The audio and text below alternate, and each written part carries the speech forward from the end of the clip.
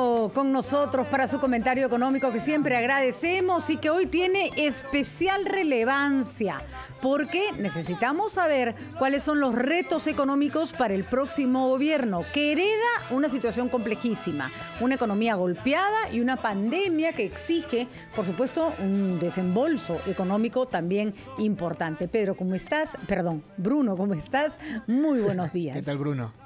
Buenos días, Hola, Bruno. Patricia, buenos días, Jorge, encantado de estar con ustedes nuevamente y a todos sus oyentes. Es cierto, Patricia, como dice, los retos en economía del próximo presidente de la República del Perú, pues una situación económica que se ha generado por la pandemia ha sido la pérdida de empleo y con ello la pérdida de ingresos, por lo que es imperativo reactivar la economía y mantenerla en el mediano y largo plazo. Es, considero, uno de los retos que tendrá el próximo presidente de la República poder generar empleo a los casi 2 millones de personas que perdieron su trabajo y segundo, poder volver a la tasa de desempleo prepandemia que era de 6.6% en el año 2019 y que en el año 2020 terminó en 12.8%. Otro de los retos es mejorar los ingresos tributarios con el fin de poder solventar el presupuesto de la nación y solventar los gastos de acuerdo a los planes planteados en sus propuestas. Para ello, se requiere de atraer inversión al país. Si bien se puede realizar la inversión pública, ella solo ha representado aproximadamente el 20% de toda la inversión en el país y el otro 80% ha sido inversión privada. Por lo que el brindar las condiciones para atraer inversión privada es otro de los grandes retos que tendrá el próximo presidente. Inversión que permitiría generar más empleo y mayores ingresos. Brindar las condiciones para mejorar el consumo y la inversión en los diferentes sectores permitirán mantener un crecimiento en nuestra economía para los próximos 5 años. De esta forma, se podría solventar los gastos y presupuestos planteados en salud y educación en los que se ha incidido. Generar un crecimiento de la economía que llegue a trasladarse a todos los peruanos en los 24 departamentos del país, y aquí considero importante la inversión en infraestructura de carreteras y vías de acceso e interconexión que permitan un adecuado flujo de bienes y servicios, Patricia y Jorge. Aquí otra vez vamos a entrar en el mismo problema que es como un círculo vicioso, Bruno, que no solo es un tema de cuánta plata tenemos, sino de cómo la gastamos. ¿Hasta cuándo? No sé si tienes el dato, la verdad que yo no lo he revisado, porque el presupuesto por resultados es una gran idea, ¿no es cierto? Se le asigna presupuesto a aquella cartera que logra invertir o a aquella región o a aquella entidad que gasta, que logra gastar eficientemente el dinero que se le da. Sí. Pero recuerdo que se avanzaba muy lentito, que era muy poquito, ¿no? O sea, creo que llegó a 30% como mucho del presupuesto general que se manejaba por resultados. Esto debiera extenderse y debiera generalizarse, ¿no? Correcto, Patricia. Un tema ahí importante es la eficiencia en la gestión, sobre todo a la hora que se generan los presupuestos para que justamente se apliquen las medidas planteadas desde el Congreso y el presidente de la República y todos los sectores del ministerio. En el año pasado que estuvimos revisando algunas cifras, algunas veces algunas regiones, algunos presupuestos se llevan al 60% o al 70%, pero en algunos casos, como bien dice, estaban en 30 o 40% del presupuesto en algunos ministerios. Además, entonces, yo creo que acá importante la eficiencia en poder aplicar estos presupuestos. Además, hay que decirlo, Bruno, el hecho de que diga gastó el 60% tampoco nos asegura que ese dinero haya sido bien invertido, ¿no es cierto? Correcto, Patricia. Hay un tema, y recalco, ¿no? La eficiencia, por un lado, poder, y la calidad en el gasto del presupuesto asignado.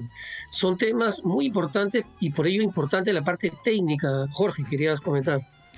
Jorge. Sí, Bruno, ¿cuál es el peso real de la inversión pública frente a la inversión privada en los siguientes meses y años, digámoslo así?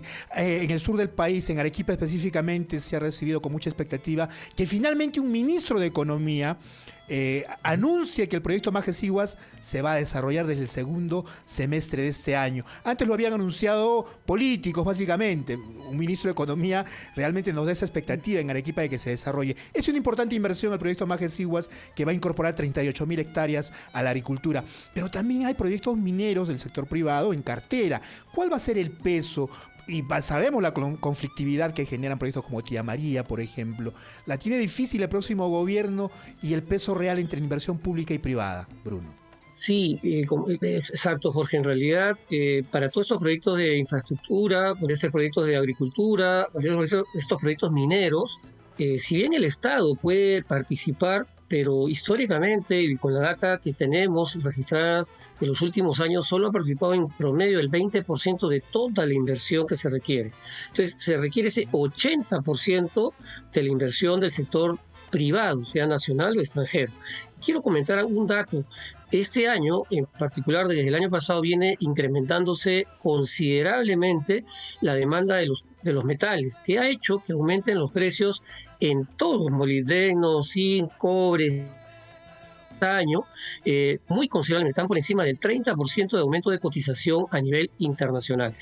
Eso, como nosotros somos un país exportador de minería, casi el 60% va en ese sentido, se requiere cada vez mayor inversión en el sector minero, pero dependerá justamente de los convenios, contratos, acuerdos y los cumplimientos del tema del medio ambiente para que se puedan direccionar. Y sobre todo, que la población acepte esta situación de inversión en el sector minería o agroindustrial que permita generarles beneficios y calidad de vida. Uh-huh. Muy bien, Jorge. Perdón, Bruno. Tenemos entonces muchísimo trabajo por delante y sobre todo exigirle a los gobiernos, porque las promesas electorales, ya si se cumplieran, tendríamos el país perfecto. Sí. Tendríamos el país perfecto, ¿no? Y sin embargo, a la hora de la hora, o no se privilegian las obras más importantes, o finalmente el dinero no se gasta de manera apropiada. Importante, por ejemplo, también retomar lo que va a dejar el gobierno del señor Sagasti, que en este corto tiempo ha hecho algunas cosas fundamentales. La carretera central, por ejemplo, ¿no? La infraestructura. Correcto. La carretera central es la columna vertebral de buena parte de nuestro país y está, bueno, está de más decir lo abandonada y lo dificilísimo que es transitarla, sí. ¿No? Sí, Patricia, mire, realmente el que haya un flujo adecuado de acceso para el transporte de los bienes y servicios de la población que estén interconectados, yo creo que ahí hay un gran impulso al crecimiento del país. Que se ha abandonado es cierto, se requiere muchísima inversión, pero que si pudiéramos interconectar todas las ciudades que tenemos en nuestro país y que puedan fluir tanto los bienes, servicios como la empleabilidad, sería tremendamente positivo para el país, Patricia y Jorge. Realmente muy importante el tema de infraestructura, que si bien se comenta y si bien hay recursos, como tú bien dices, el tema de la eficiencia y calidad que se usen estos recursos es imperativo. Muy bien, Bruno, porque creo que lo que ha quedado claro es que el crecimiento no se tradujo en desarrollo y claro, ¿de qué nos sirve tener la plata y gastarla mal o tenerla metida bajo el colchón o invertirla mal, lo que es peor, ¿no es cierto? En proyectos correcto, que nunca se terminan, en fin. Muchísimas gracias, Bruno. Seguimos contigo más adelante con el comentario económico. Te agradecemos. Son las 6:42 y nos vamos